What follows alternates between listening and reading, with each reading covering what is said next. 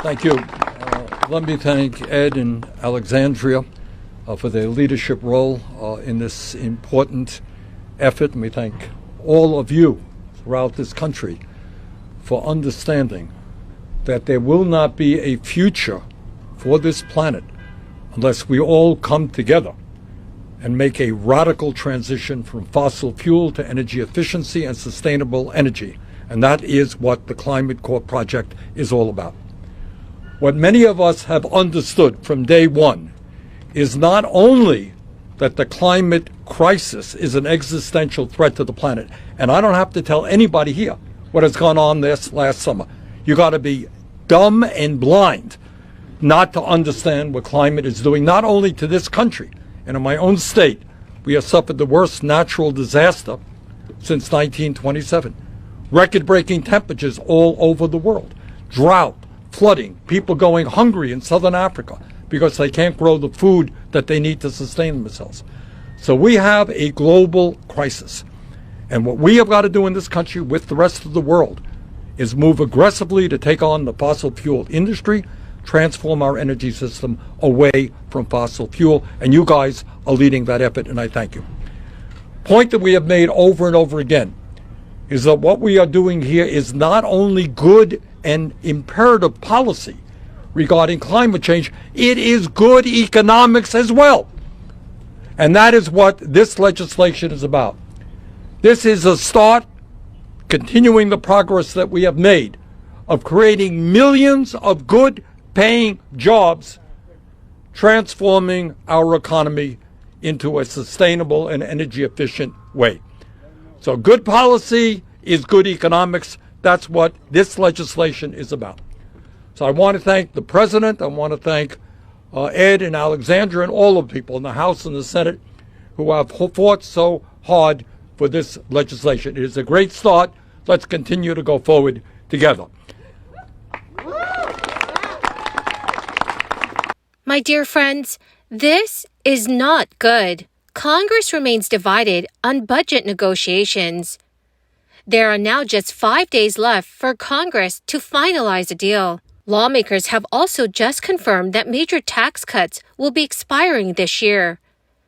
This could cost many Americans, especially retirees, thousands of dollars. My friends, I'll be going over how this could affect you, so please make sure that you watch until the end of this video.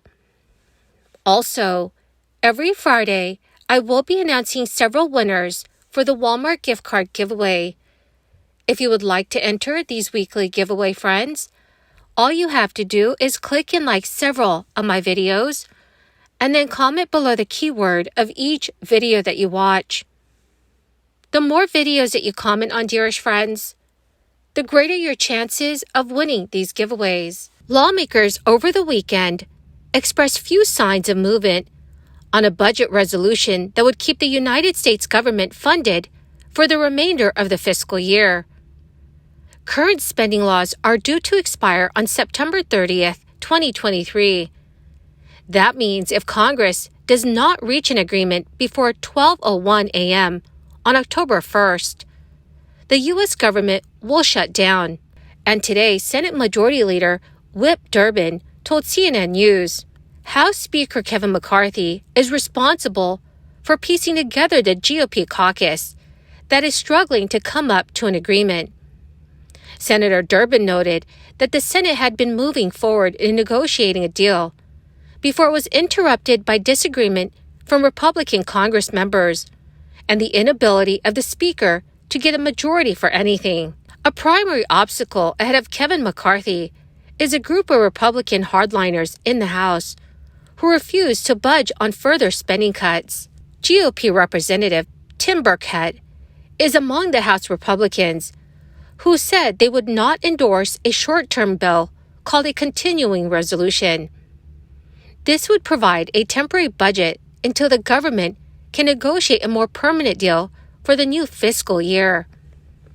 Some House representatives have come together in a bipartisan effort to avert a government shutdown. Late Wednesday night, the Problem Solvers Caucus, which is a group of 64 House representatives, equally split between Democrats and Republicans, propose a budgetary framework endorsed by its members. But that symbol of bipartisan cooperation has not been enough to rally all 435 members of the House into an agreement. If Speaker Kevin McCarthy is unable to unite his fellow Republicans, he could look across the aisle to secure the votes he needs to pass the budget. But turning to Democratic votes would come with its own wave of political backlash. Representative Burkett said that if McCarthy were to allow a deal to pass via Democrats' votes, he would strongly look at giving his support to oust the Speaker. A U.S. government shutdown would mean paused paychecks for millions of U.S. federal employees and a hiatus of many government services. A government shutdown would mean paused paychecks for millions of U.S. federal employees and a temporary halt of many government services. U.S. Transportation Secretary Pete Buttigieg said Sunday on CNN News, "Across the country, so many impacts would be felt. This has to be avoided."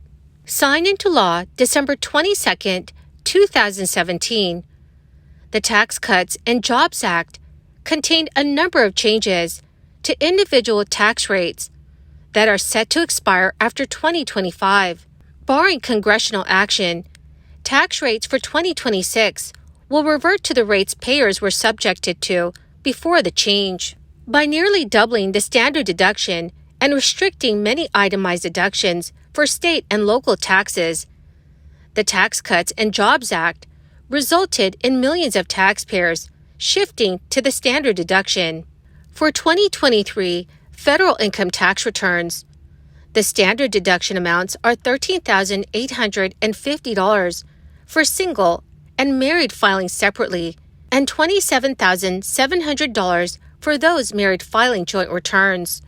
The Tax Cuts and Jobs Act made it possible for many retirees to skip the complicated process of itemizing deductions and potentially reduce taxable income greatly.